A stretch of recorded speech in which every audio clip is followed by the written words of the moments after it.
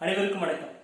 இன்றைய செய்தி நாளை வரலாறு என்ற தலைப்பில் தினந்தோறும் முரசொலி நாளிதழில் வர செய்தியை என்னுடைய யூடியூப் சேனல்ல பதிவு பண்ணிட்டு வரேன். அதன் தொடர்ச்சியாக இன்று செப்டம்பர் 9, 2020 புதன்கிழமை முரசொலி நாளிதழில் என்ன செய்தி வந்திருக்குன்னு இப்ப பார்க்கலாம். எதை செஞ்சாலும் அறவைக்கிறத நம்ம செய்யறது. எடப்பாடி அரசு மாணவர்களின் எதிர்காலத்துடன் விளையாடுவ தலைவர் மு.க. ஸ்டாலின் அவர்கள் தன்னுடைய கடும் கண்டனத்தை தெரிவிச்சிருக்கார்.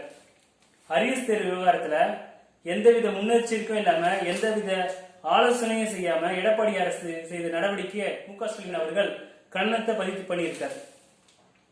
நீட் தேர்வை ரத்து செய்ய ஆன்லைன் வகுப்புகளை முறைப்படுத்த வலியுறுத்தி திமுக இளைஞரணி மற்றும் மாணவரணி சார்பாக நேற்று ஆர்ப்பாட்டம் நடைபெற்றது. அந்த ஆர்ப்பாட்டத்துக்கு இளைஞரணிக்கு கழக இளைஞரணி செயலாளர் உதயநிதி ஸ்டாலின் அவர்களும் மாணவரணி செயலாளர் எழிலரசன் அவர்களும் மற்றும் தமிழகத்தில் பல்லாயிரக்கணக்கானோர் கலந்து கொண்ட விவரம் முரசொலி முதல் பக்கத்தில் வந்திருக்கு. இன்னைக்கு திமுக பொதுக்குழு கூட்டம் காணொலி காட்சியின் வாயிலாக நடைபெறுகிற கழக தலைவர் மு.க. ஸ்டாலின் அவர்கள் அறிவிப்பு வெளியிட்டிருக்காரு. வரலாற்றிலே உலக வரலாற்றிலே காணொலி காட்சியின் வாயிலாக ஒரு கட்சியோட பொதுக்குழு நடைபெறுதுன்னா அதுக்கு நம்முடைய திமுக தான் முதல் அடி எடுத்து வச்சிருக்கு. இது திமுக என்ற அடிப்படையில் நம்ம அனைவரும் பெருமை கொள்ளக்கூடிய விஷயம். பொய் சொல்லக்கூடாது பிரதமரே, சாரி பாட்டு பாட்டால பிரதமர் எது எத்தாலும் பொய் சொல்றாரு. அதனால பொய் சொல்லக்கூடாது பிரதமர் தலைப்புல முரசொலியில் ஒரு தலையங்க வெளி வந்திருக்கு. அதிமுகவின் கொரோனா ஊழல் குறித்து துக்ளக் கூறுவது என்ன? துக்ளக் அதிமுக அரசை பத்தி கடுமையாக விமர்சனம் பண்ணியிருக்கு. அந்த செய்தி இன்னைக்கு வந்திருக்கு.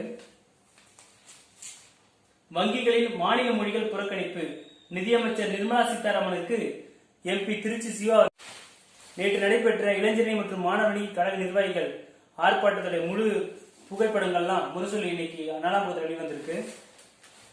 மௌனம் களையட்டும் என்ற தலைப்பில் தினகரன் எழுதிய செய்தி முரசொலியில் ஷேர் பண்ணியிருக்காங்க. முரசொலியில் விளம்பரம் கொடுக்குறவங்க 3 நாளுக்கு முன்னாடி பணத்தை கட்டிட்டு உறுதி செய்த பிறகு விளம்பரம் கொடுக்கணும்னு சொல்லிட்டு முரசொலி தலைமை நிர்வாகி அறிவிப்பு. பட்டியலினத்தவருக்கு உரிமைகளை பரிபூர்ணமாக வழங்கும் திமுகவை மக்களுக்கு எதிராக சித்தரிப்பது பத்திரிகை தர்மமாக என திமுகவின் இந்து தமிழிசையில் வெளியான கட்டு முரசொலி சில நேரங்கள் தொடர்ந்து 24 நாள் தொடர் கட்டுற இன்னையோட முரசொலி மொத்தம் 12 பக்கம். நாளைக்கு முரசொலி என்ன செய்யறது நாளைக்கு பார்க்கலாம். நன்றி, வணக்கம்.